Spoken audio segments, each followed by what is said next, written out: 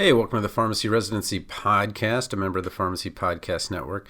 I wanted to first start off, before we go into the networking part of this, and talk about the reduction in the rates. I don't even remember what the rates were, but now a student going to ASHP Midyear is $150. Someone who's retired is $295, pharmacy techs $200, residents $200, and then standard registration is $500. My understanding is that you will get a refund if you paid a higher rate than this, and what they're trying to do is make this more accessible, more available to many more people. So what I want to do with this show and with Michelle and what we're going to talk about, while we're going to talk a bit about geriatrics, long-term care, and residencies and things like that, the most important thing I want you to take away from this conversation is what it really networking is. When you talk about networking in school, it tends to be this, okay, well, there's something I want. There's somebody that knows how to get what I want. So I'm going to talk to that person, learn about it, learn the steps to get there. And then that's how it works. But really, networking is just having conversations with people that are in similar spaces, that have really great stories and have kind of done some cool things. And Michelle asked me to kind of take a look at geriatric residencies and take a minute to kind of, all right, what would you do if you were applying to a residency that was focused on geriatrics? And we got into the conversation talking about, well, psych is going to be a really big deal here, and then pain management, and then, well, the VA is probably going to be one of the big sites and so forth. And then we kind of looked at some of the sites and things like that. But what I want you to get out of this conversation is this is what networking sounds like. We're just kind of presenting each other with kind of a problem that we want to solve for other people. And we want to help people that are interested in a specific, instead of interested in like an academic medical center or interested in community or interested in ambulatory care. We're talking about those people that are interested in a specific patient population. So in this case, it's geriatrics, but also it kind of holds the same for pediatrics. And what are some of the things that we can do? So what I did was, because of the length of the episode, I'm breaking it into two parts. This first episode is going to be just me and Michelle Lamb, who has started the LTC Connection, Long-Term Care Connection Facebook group, which has almost 5,000 members. I'm going to respect her privacy and not show you a screenshot of it, but she is a phenomenal person, was recently on the Your Financial Pharmacist podcast talking about some of the things that she did and how really when you kind of have a plan and you expect this road to go a certain way, it kind of zigzags and works out to be a little bit different than you expect. So I wanted to tell you a little story that I recently kind of heard, and I want to say maybe I heard it in church or maybe I didn't. It's not biblical at all, but it's maybe one that is going to be kind of hopefully going to kind of resound with. Okay, and there's a number of different versions of this story, but it's very quick, just a couple of paragraphs. So it goes something like this. So the farmer and his kid had a horse, and the horse helped them on the farm. But one day, the horse ran away. And the neighbors came over and said, "Oh man, your horse ran away. That's terrible.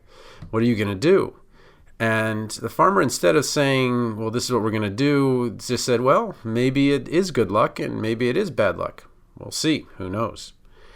A couple days later, the horse comes back, but the horse comes back with other horses. So now the horses brought other horses, and it looks like this is great luck. And farmer says, "Well, I don't know. Maybe it is. Maybe it isn't. Who knows?" Later on, the farmer's kid was trying to break one of the horses, and the horse threw him to the ground, and he broke his leg. And neighbors come over and say, "Oh man, that's really bad luck. You broke your leg." What's the farmer going to say? "Well, maybe yes, maybe no. Who knows?" Sure enough, a couple weeks later, the army comes by and they're picking up everybody that they need for the Army and, building a campaign. And they look at the boy and say, oh, he's got a broken leg. He's not going to go to the Army. He needs to stay here with his dad and farm to help support the Army by creating food and those types of things. So says, okay, well, maybe that's good. Maybe that's bad. Who knows? And what's going to happen as you're having these wins and losses, you're going to feel like, oh man, that was bad luck, or oh, I could have done that better, or something like that. And it's funny that I had my residency cut short, and if I had, gone back to that day, I would say, man, this is really bad luck. Things are looking bad, and so forth.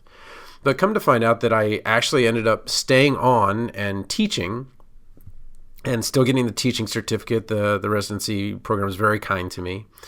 And because I had left the residency program, I was able to get an adjunct position in May, which I couldn't have done if I had actually stayed in the residency. So I lost the residency, didn't lose it, but so separated from the residency amicably.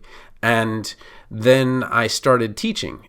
And because I started teaching in the summer, when you go to apply for a teaching position, then you get a certain number of points for teaching at a type of school. In this case, it was a community college.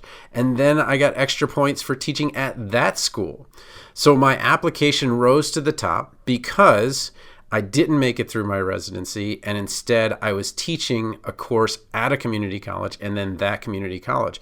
And that led to the position that I've now been in for almost a decade and a half. So when you go back and you're looking at these wins and losses, and maybe you think, oh man, I really wanted to go here, I really wanted to do a residency, and it didn't work out, and I ended up here. Maybe it's good, maybe it's bad, who knows? But I think that if you continue to kind of have that mindset of, well, maybe there is an opportunity in this somehow, things go a lot better. So let's get into the whole networking conversation with Michelle Lamb, and just a phenomenal person. And this is what networking sounds like. It's just kind of zinging ideas here and there. But what I think you're going to get out of this is some real insight into the things that you need to do if you have a specific patient population that matters to you. And generally, when we're talking about patient populations, a lot of times it's because of someone in your life, whether it's oncology or pediatrics or something that happened to you or to someone that's a family member that matters to you. Something happened and it kind of drove you and kind of keeps a fire going. And you want to work with a patient population rather than thinking about the type of building you're in. You think of the type of the people that are in there. And we'll go over some really great ideas on how to do that. And then in the next episode, I'm going to show you exactly how I took what a specialized PGY1 looks like, where you're kind of delving into your particular patient population on a very strong basis. It's not exactly right. But then you're kind of looking at the PGY2 and the opportunities there. And what happens when you kind of get this specialized thing in your head is that you're starting to sound like someone who really should get that residency. And if you have that kind of solidity in your where you want to go and what you want to do, it sounds a lot better than I'm thinking about a PGY2 in critical care or emergency medicine or ID or and so forth. Instead, you really just want to pick one of them. What's the one that currently would be your top choice? And just pick it. Just say, well, I'm really thinking right now about maybe a PGY2 and infectious disease. And then it shows that you have this level of understanding of where you want to go, or at least the idea of what you hope to do. So without further ado, here's the networking conversation between Michelle Lamb and I, and definitely reach out to her if you do have that interest in geriatrics and long-term care. So I do appreciate your time here with me, Tony. As we mentioned, I have a lot of respect for what you do for pharmacists that are interested in a residency, whether it be first year, second year, and the various types. My hope for my time today with you would be to distill some of that information and come up with some practical tips for pharmacists that maybe headed to San Diego in November and thinking about a rotation, or rather a residency in geriatrics. So let's take some time and think, what can we do to help folks that have a hard time coming up with that information? Where would you start with if a pharmacist reached out and said they want geriatrics? They're probably looking at their PGY2. What's the first step there? Well, I think that really every battle is won and lost before it's ever fought. That's Sun Tzu, right? So you're trying to plan for something that might be 2 years away. So you're trying to see what the intermediate step is. And with PGY1s now, we're seeing that early decision is happening more and more often. So the first kind of thing to do is see, all right, well, is the PGY1 I'm thinking about going to be tied to a PGY2? And then the word geriatrics is all encompassing. Geriatrics is not just geriatrics. There's many components to it. So I think the first thing to do is actually kind of figure out what that actually is. And I think in the showcase from the ASCP website, we can see a number of programs. And I think what I would do is start with the websites and doing my research. Of course, there's got to be an Excel spreadsheet involved. There always is. Yep, I'm working on that. But I think that, so let's actually just kind of talk through these. And the page that I'm on is, let's see. So it's annual.ascp.com/students/#residency. Okay, so it's annual.ascp.com/students/#residency. Yes, I am looking at it now. Thank you. Yep. And so let's look at our speed dating companions. And let's start with PGY1, then we'll start with the combined, and then maybe we could go to PGY2. Great. So looking at Duquesne in Pennsylvania and then San Francisco VA, we see some programs that are clearly kind of into that geriatric space. And when you talk about the VA, though, my wife works for the VA, and it is such an open door to other opportunities. So I get that there's prestige in certain particular programs and things like that. But if you want to talk about flexibility, I listened to your podcast episode with Tim Albrecht. Yes. You with Tim? I did. My passion for financial independence. Thanks for listening. Yeah. The other part of that I heard was that your path was clear and straight, and you've been at the same company for the exact, every day, 9 to 5, and it exactly doesn't work like that. And the one thing the VA especially does is give you flexibility across the states, across many practice sites, and all of those things. So seeing the San Francisco VA Medical Center, the first thing I always look at when I'm looking at the pharmacy residency site are the actual, I would call them the APPEs of residency, but they're the residency, I guess they call them blocks sometimes. They call them different things. But what is it that you are actually going to do, each month in a PGY1 that it would actually kind of say, all right, well, VA San Francisco PGY1, and I'm going to type so you might hear it. San Francisco PGY1 pharmacy, because sometimes they do PGY1 med.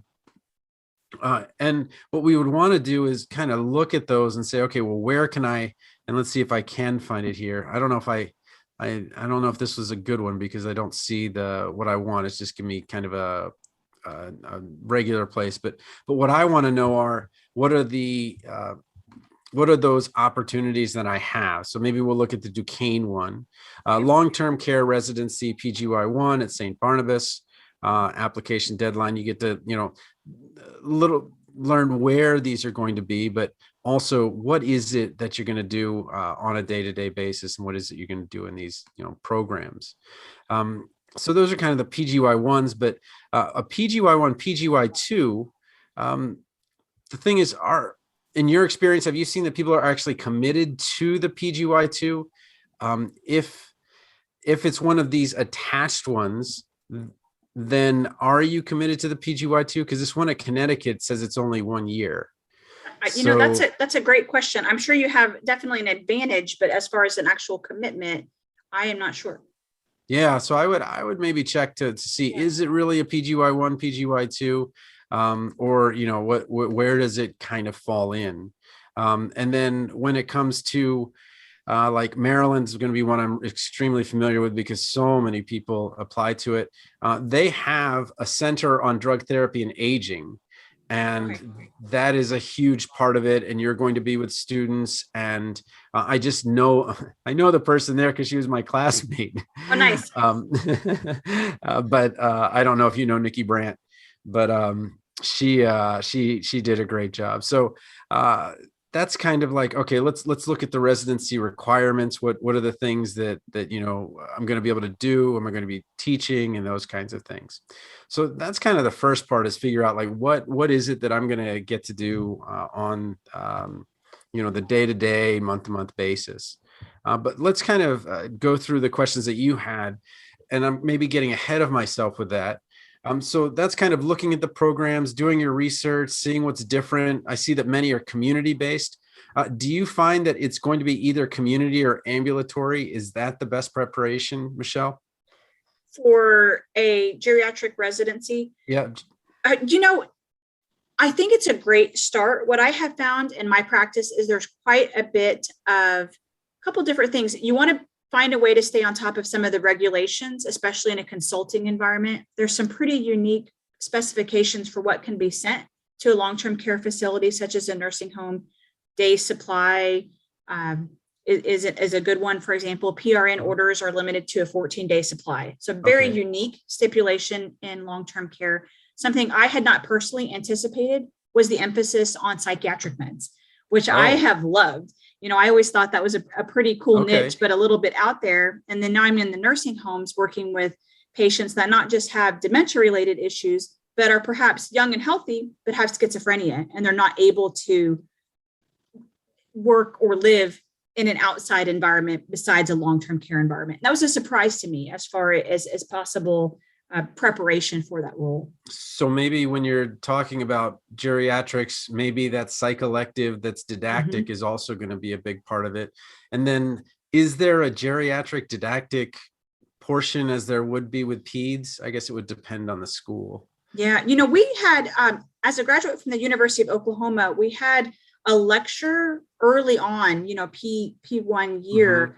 And then there was also a track you could take where, you might be able to take an elective and then some tailored experiences and receive that Okay. geriatric certificate. I'm not sure if Okay. they still have that, but, that of course will vary by school. But you really have to key into that quite early in your studies. Unfortunately, if you develop that interest your third year after a site visit, you can't really backtrack and then have those targeted experiences. Right. Okay, well, let's kind of back up to your first question, which was, what's kind of the current role of residency and career development? And you mentioned just before that I just did a show on the acceptance rates and the number of people going into pharmacy school. And despite an increase in acceptance rates, the number going into pharmacy school has gone down by 500 each year over the last 3 years. And so we're still seeing the latest numbers from AACP look like there's still going to be a decline. It may not be as severe as before, but there's just going to be fewer people graduating, which means hopefully residencies will be more available to those that want it. In med school, almost everybody gets a residency, and in pharmacy school, it's only about a quarter that actually end up in one. So I think that when we talk about the role of residency and career development, I think if you're talking about getting a residency at the VA, I absolutely know that you'll have a flexible opportunity. You'll have a great ambulatory care experience. The rules within the VA, like you're in your own world, so you're kind of allowed to do a lot of things that you may not be able to do outside the VA, even though you're in a certain state. If I were to say, like, I would choose one, I would definitely kind of consider that VA group. But let's talk about the community residency, because right now, I don't know if you're in this position, but my wife and I 2 weeks ago just got two offers for $35,000 sign-on bonus. And we're seeing that an aging population that just saw their retirement explode. And you mentioned, I think, a 40% return, which is, we could wish that would happen every It'll year. Right? never happen again. Yeah, it's crazy.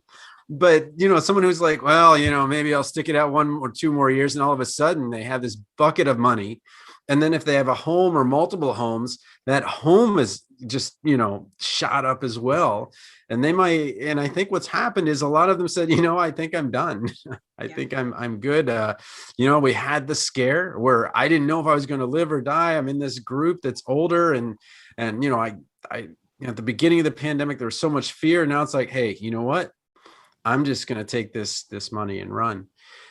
So I think that now that we have that kind of, I don't want to call it a mindset, but I think that there's going to be tremendous opportunity to get that residency. And the big thing is going to be, are you willing to take less money for that year to have the opportunity for everybody to really, spend their time working with you in community? And my wife did community. I did community residency. I did as well, Tony. Okay. All right. So 1 year. So we've all kind of had that. Well, if they're going to have time to help you in more than, good luck, then I think that you almost need to do that residency. But why don't we talk for a second about going back and doing it? I went back and did it. I was fortunate that, I had done what you have just done, which is kind of put the finances in order and put it so that you can accept maybe a lower paying position for a year or something like that. I think that it's reasonable to say that going back for a residency is almost a good thing, especially if you're maybe 5-10 years out and it's starting to kind of, it's starting to get repetitive, I guess is the word. Mm-hmm. So tell me a little bit about what you did, because you made some big changes. And I know there was some of the impetus was coming from your family that you wanted certain flexibility in certain times. But what do you think about going back and doing this? Gosh, that's a really interesting question. I completed my residency after my first year. And you talked a little bit, you've hinted that you're going to make less that first year. Yeah. And on the topic that we touched on investing, I think a lot about, well, what if I had, instead of working for $35,000, I worked for $135,000. Oh man. I graduated debt free and dumped $50,000 into the market that year of graduation. No. I know, right? So it's hard for me not to think about the numbers that way, even doing it early in the career. Going back is tough as well. You do get used to that certain salary. What I would hope is that if you go back for residency, and I think you're referring like taking a break and then going mm-hmm. to, I think you've really got to do it out of a place of passion for a program well, where you've spoken to the graduates and can see what they've done and you want to be like them. They have what you want. If you approach it from a place of just frustration or, almost a desperate path to going back for residency because someone somewhere told you a PharmD is not enough anymore, you got to do something, or you're unemployed or miserable or just, your feet hurt. So you got to do something. I don't think you will do well. So as long as it's thought out, well-researched and something you love, I think it's great. That's why I'm happy to talk to you, because I would want someone that makes that leap to have done their homework and know what questions to ask at the showcase or know what distinguishes one program from another. Yeah. So don't go away from something, go towards something. Exactly. Yeah, that's great advice. And okay. Well, what I think I'll do after, we have this conversation is when you talked about a tool to summarize the available programs, what I might do is I'll look at the programs that ASHP puts as geriatrics, and there's only 3. Right. And there's many more than that. Yeah, there is. And that's what I found as well. Pharmacists are a little OCD. We're planners. We like, especially with the engineering degree before, I like data. Oh my gosh, that's right. Yeah. So, I'd like to be able to provide a tool for someone that's interested in this path. Yeah. I think what we'll maybe do is we'll look at kind of what are the PGY1 experiences that they have, and then what are the PGY2 ones, and how do they kind of match up and line up. One of the things I do when I'm helping with the students' letters of intent is, especially if they're pretty sure about their path, to look at the PGY2 and the program that they want, and to start talking about some of those experiences that they're going to have. So as I look towards PGY1, I want to do this, but then I'm kind of doing it as a foundational part, because I know that, I really want to spend time in that NICU elective in PGY2. Obviously, we're a different patient population, but those kinds of things. And I think that your fourth question had said something about the state of pharmacy, which had been very negative up until COVID, especially with the job market. And then this happened, where the 4 million people, I think was it April or May, quit their job. That doesn't mean 4 million people left the workforce. It just meant 4 million people changed. Mm-hmm. And I think the state of pharmacy will be much nicer soon, because when I go to the pharmacy now, they're like, oh, by the way, we're closing at 7. Mm-hmm. Like, really? Target hours? Those are the old Target hours, 9 to 7 and a little bit on Saturday. That's great. And I'm very excited for them if I'm not going at 9 o'clock and coming to the closed gate. So when we talk about the state of pharmacy, I think that pharmacy is actually exponentially improving, not by their own volition, but just like we don't have enough people. So all we can do is open for these hours, which increases the quality of life, which will, I think, make things a lot better for everybody. So you hinted on the hours in these, you call them target hours. And I know you touched on in one of your podcasts, this $35,000 sign-on bonus and its actual negative impact on longevity. What, if there really is, I don't want to say the word shortage, but if there are more opportunities opening up, rather than a sign-on bonus where you actually have a pay cut, perhaps in 2 years, in addition to more reasonable hours, what else would be on your sort of wish list for changes within the greater pharmacy profession? I'll give you one example. I work with candidates that want to go into long-term care, but their current job doesn't allow them to attend a conference like ASHP. They can't get the vacation for it. So maybe a CE opportunity or paid time off to go to a conference. What's on your wish list to get the pharmacy, the smiles back on us and have us feel like a wanted professional besides hours and a big check? Well, I think that's I think that was the pharmacy promise when I graduated, and I graduated a long time ago, 1997.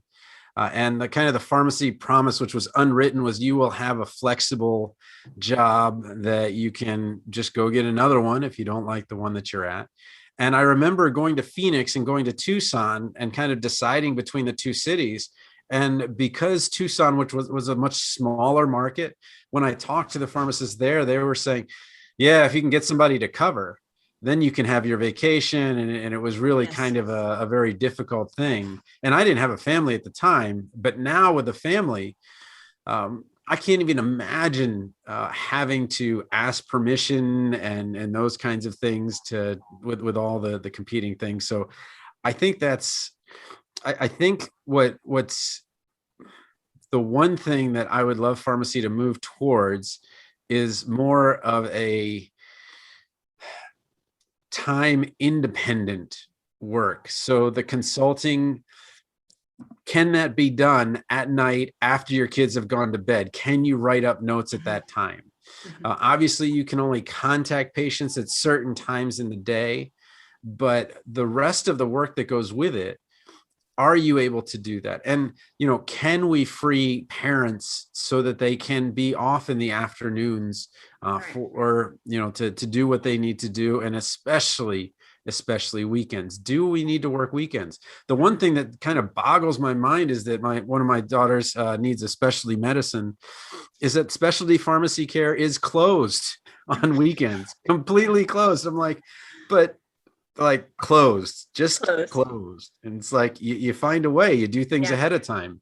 I'll share with you a model I thought was really interesting. I went to Germany, to Munich, years and years ago, way before kids and family.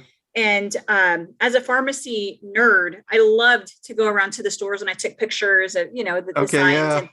And their system for, I want to say nights and weekends, is the stores rotate, where only one pharmacy within a certain city or area is open during, nights or weekends. And the sign is clearly posted. This location is closed. If today is October 22nd, your night and evening store is 6 blocks away. I mean, just a really fascinating business model that I don't see why it couldn't translate here.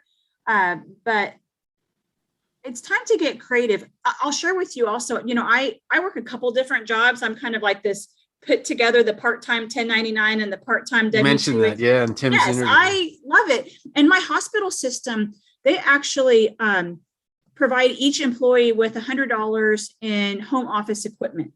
They gave us election day off, paid, and the next day, just in case. No matter, they don't tell you how to vote, but they give you 2 days off to process, to vote and process. Okay. The hospitals actually closed 1 day a month for self-care of the employees. Really?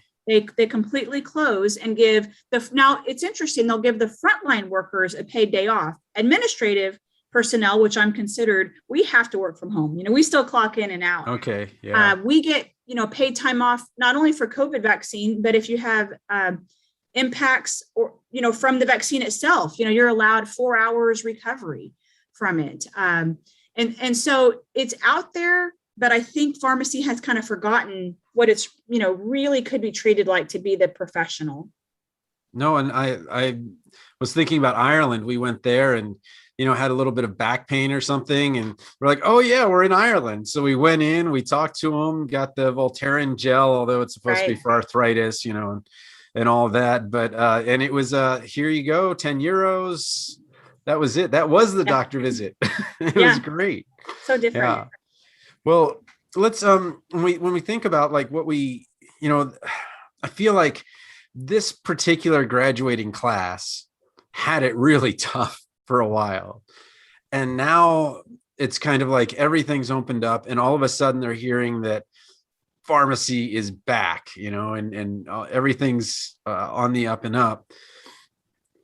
What is it that maybe distinguishes the day-to-day career of someone that works with geriatrics, maybe to contrast with somebody that works with pediatrics?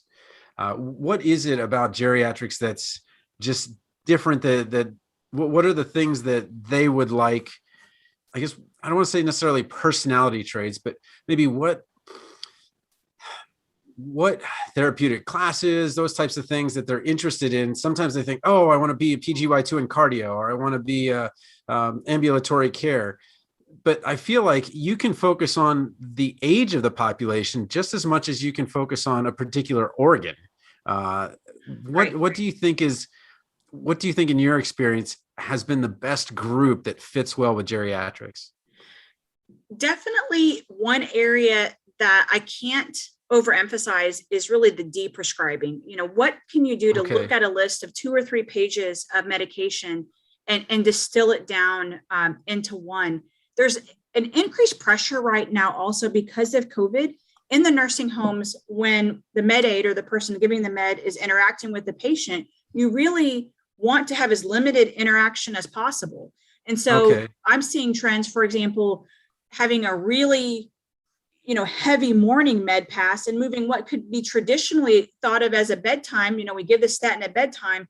Can we reduce the risk of COVID by moving that to a morning dose and eliminating that one-on-one contact in the evening?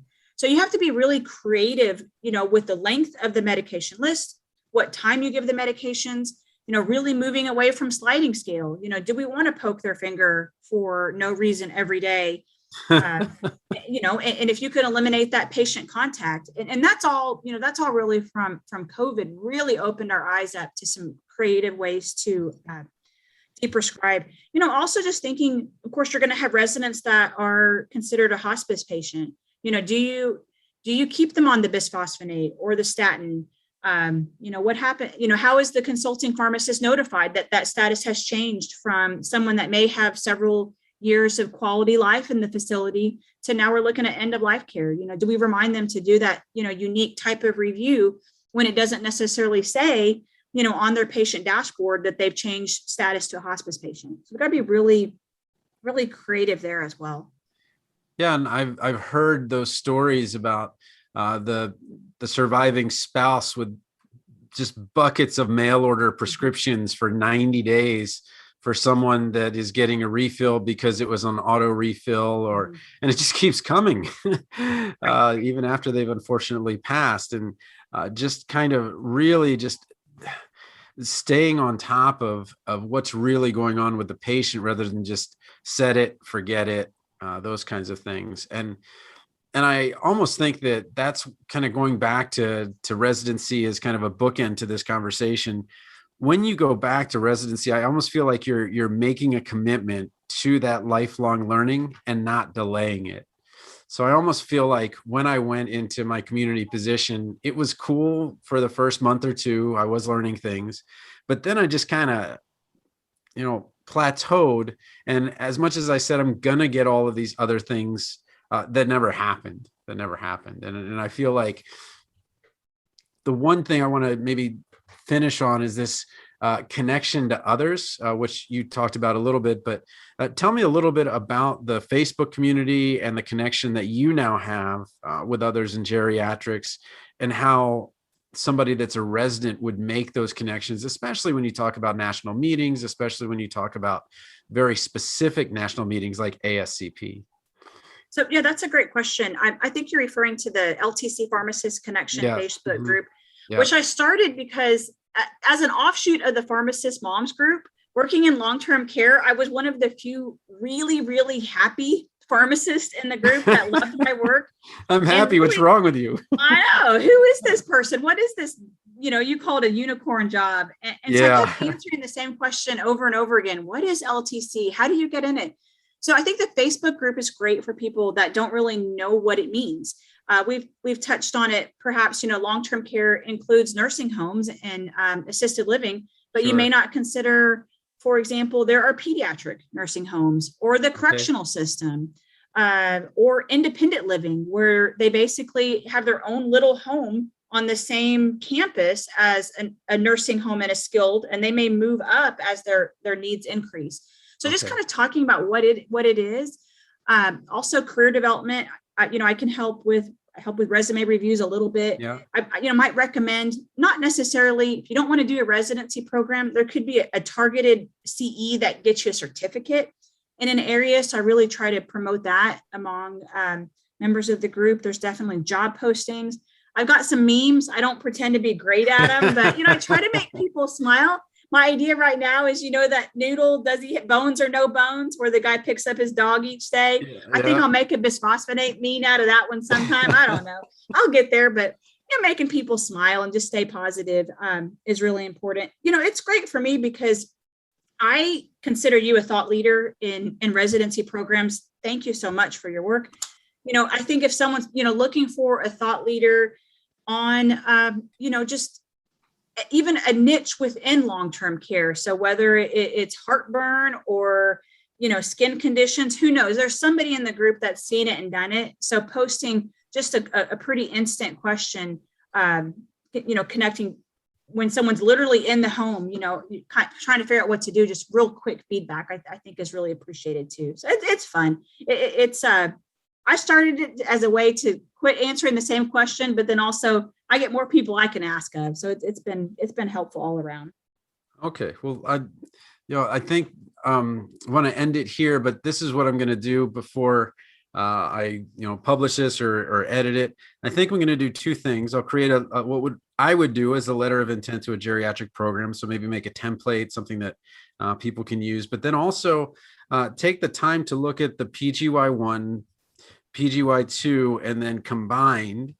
And what I want to see is, what are the rotations that are different, kind of compare and contrast, because I feel like students know acute care and they kind of know community, and maybe to some extent those PGY1, PGY2 ones that are for administrators to be. But I don't know that they would necessarily even know what residency rotations would be available. And I think it would be kind of neat to contrast those that are going to ASCP and see if we could get this out before that day. So it sounds like the day is the 15th was October. And then San Diego is, I want to make sure you November 4th through 7th. November. Oh, that's no problem. So November 4th to 7th. Yeah. Okay. All right. And then what I can do is talk a little bit about that as well. But no, Michelle, I really appreciate you reaching out. I just never really thought of this in terms of, okay, let's take a deep dive into, instead of taking a deep dive into acute care versus community versus managed care, let's take a deep dive into a patient population that means a lot to us. And then how we can best serve them and find out, maybe residency is the way, maybe it isn't. But to help give students the tools to do that. So we'll definitely be in touch soon. Yeah, great info. Thank you so much. I will, you said, it sounds like Dropbox. I'll get the interview to you. I haven't done that before, but I bet I can figure it out. And, okay. I might have one more follow-up question for you. Sure. We've talked a little bit about the importance of, your fourth year, those API experiences. What does a kind of perhaps an introverted, kind of quiet but driven third year student, how do they get those experiences early in the year? Because I'm feeling like there's a new almost power assigned to the experiential coordinator as far as not just the type of experience, but the timing. If I'm a student and you're the coordinator, how do I connect and convince you to give that one to me early in the cycle? I'm kind of at a loss on advice there. I find that the best way to do it is to make a priority of one or two and to say, look, I understand that there are 100 students here, and then that means there's 900 rotations, and you've got this tremendous responsibility. But this is my passion, and if I were to pick the 3 that are most important that I really need to happen before that December day or January day, these really need to happen for me to get the residency that I want. So do what you will with my other 6, but give me these 1, 2, or 3.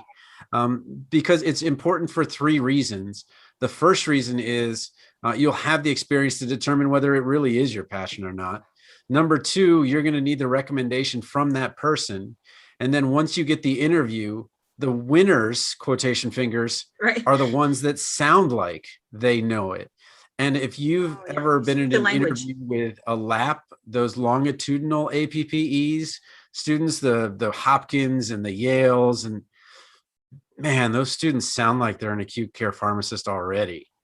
And it is so hard to win that interview if somebody does not have that under their belt. So making the priority and, asking for that one-on-one. So it's just you two. But my wife's an introvert, I know, and she would do fine one-on-one.